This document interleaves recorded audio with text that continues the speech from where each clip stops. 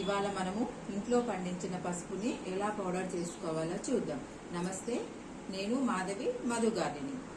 ఇది ఆర్గానిక్గా పండించిన పసుపు అండి.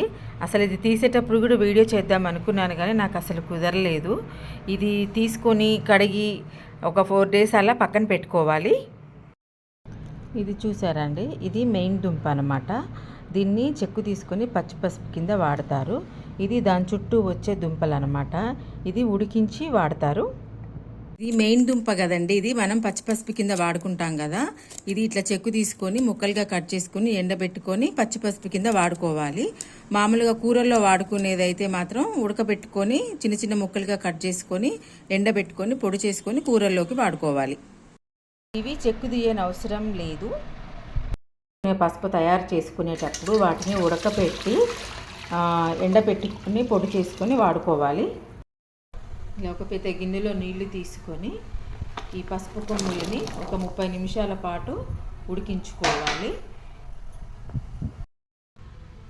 చూడండి, 30 minutes అయింది. ఇలా ఉడకబెట్టి చూడండి ఎలా వచ్చాయో.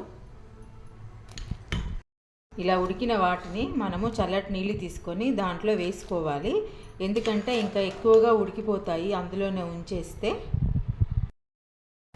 ఇవి చూడండి చక్కగా ఎండిపోయినాయి. ఇప్పుడు వీటిని మిక్సీ చేసుకుందాం.